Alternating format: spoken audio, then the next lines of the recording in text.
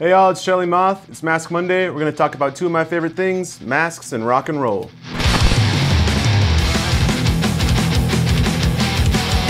Today we've got masks from Iron Maiden, Megadeth, one of my favorite bands of all time is the Misfits, and I think we're going to sneak a couple other ones in there too, so let's jump in. Alright, so we've got the Vic Rattlehead mask here. Vic Rattlehead is the mascot for Megadeth, the thrash metal band. They're a really cool band, but for me the artwork has always been like the best part. I've loved checking out the shirts and posters and album covers and everything. And this guy, Vic Rattlehead, has been plastered over all of that for their entire career. This mask was sculpted by Russ Lukic, who's just amazing at realism, and this mask looks perfect. It looks just like a real skull from the back, as you can see. But then the characterization of the face, it just looks exactly like all of the artwork that we've seen. Another really cool thing about this mask is you get these chains dangling. They're from his ears. The ears are capped off with metal, just like the eyes. They have the, clamped shut eye shades. And then his mouth is also clamped shut. It's supposed to be see no evil, speak no evil, hear no evil. Again, just a great sculpt by Russ Lukic, and the paint job is pulled off really well. One thing I love about it is all the rust in all the rivets on the faceplate. But yeah, it's a great skull mask, great Megadeth mask, and just a really cool mask in general.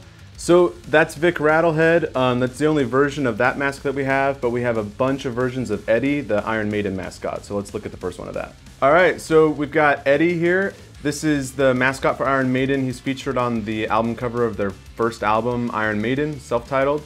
This mask is super cool. It looks like it's on fire. It looks like really translucent too, is another cool thing. It kind of glows. I love the paint job. I love the sculpt. It looks just like that mask from back in the day. The Eddy mask from the first album, Iron Maiden, was sculpted by Rick Fisher. The mask itself is very cool. It's a great sculpt. They sculpted in the hair, I think, just so that you just keep that silhouette. If they put on real hair, then you'd have to spend a lot of time trying to style it and stuff, and for it to be spiky like this, I think it's cool just keeping it the right paint job and keeping the silhouette there. So as I said, this one's from the first album, but there's another Eddy that's a little bit more synonymous with Iron Maiden. We see him a lot more often on the shirts and posters and everything. The artwork for this band throughout the years has just been so cool. Again, even if you don't listen to Iron Maiden, you've seen people wearing the t-shirts and you've wanted to listen to Iron Maiden. So let's look at the next Eddy mask. All right, so this is Eddy from the fourth album from Iron Maiden, Peace of Mind. This one is a little bit more synonymous with the band. I've seen it on t-shirts and posters and stuff like that a lot more often. I love this sculpt. It's really perfect. It's by Eric Lubati. One thing I like about it a lot is the kind of bronze or gold rivets that are attaching the head. It looks like it's been cut off. Maybe they put a different crazy brain inside or something and screwed it back on. And also on the eyes here, they're pretty much just blacked out with this splatter white that is just really cool, very effective. It looks a lot like the album cover. You also get blood coming from the rivets on the front of the face. It's really cool color blood too. They really took their time to make it look like the album cover blood because it's kind of brownish. And speaking of brown, it's a pretty simple paint job but very effective. They just do that kind of brown zombie skin tone and then do a brown rub out and a dark brown. And there you have it, you have the mask. The only thing that could be cool is if you look here on the tag, you'll see on the album cover he had chains and stuff on, like a metal collar. That could have been a cool thing if they had sculpted in the metal collar and then done some of those plastic chains like we saw on the Vic Rattlehead mask. And maybe they'll do something like that in the future. But very cool mask. Yeah, Eric Lubati, who sculpted most of the Iron Maiden masks for Trick or Treat Studios. So let's take a look at another one that he did. So this is Eddy from the Final Frontier album. It's the 15th album from Iron Maiden. This one was also sculpted by Eric Lubati. It's a really cool sculpture. I love all this brain matter and stuff, and the mouth is so cool. The paint job though is something that just needs to be talked about. There's probably 15 or so colors in this. It's not an easy paint job by any means, and one really cool thing about it is it's kind of finished in this glitter. You can see all this brain matter and stuff, but it's got glitter in it, and it's just really cool. The veins are a darker green. It really appears like it's beneath the skin. Very cool mask. I wasn't really familiar with the album cover until I saw this mask, but again, just like all the Iron Maiden artwork, it makes you want to check out the music just because the art is so cool. Let's look at another Eric Lubati Iron Maiden mask. So this is my favorite of all the Iron Maiden masks. It's so cool. It's super big. It's also sculpted by Eric Lubati, and it's based on the artwork from their last tour, Legacy of the Beast.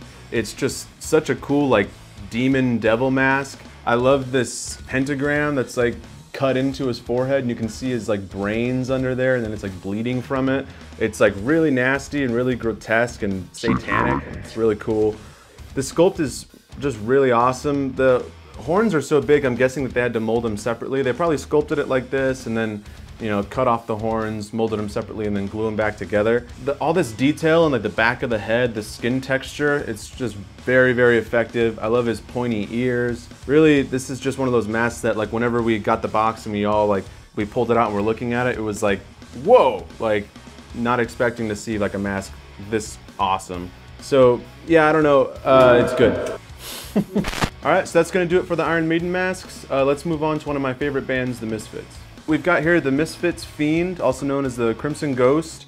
It's the Misfits skull. Say a million different names for it for no reason.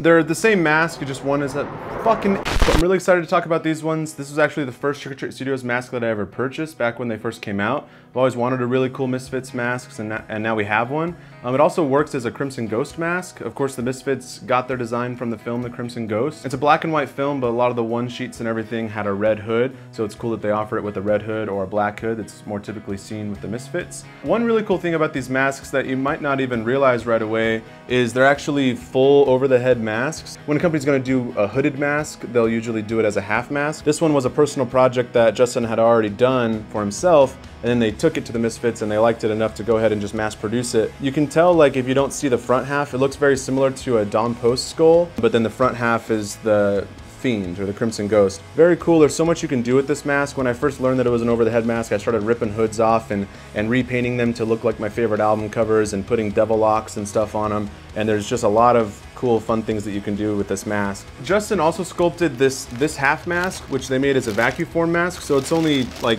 12 bucks.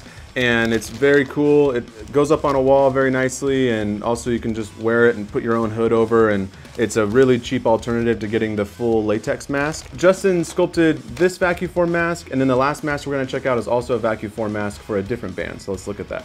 All right, so we've got the Quiet Riot Metal Health mask. It's a vacuum form mask as well. It's also sculpted by Justin. It's based off the album cover for the album Metal Health. Yeah, it's a really cool mask. It's one of those ones that it can double as like a lot of things. It kind of reminds me of the Man in the Iron Mask. But yeah, if you love Quiet Riot, you gotta get this mask. It's really cool. All right, so that does it for this week's Mask Monday. Make sure you join us at nightmaretoys.com and keep on rocking in the free world.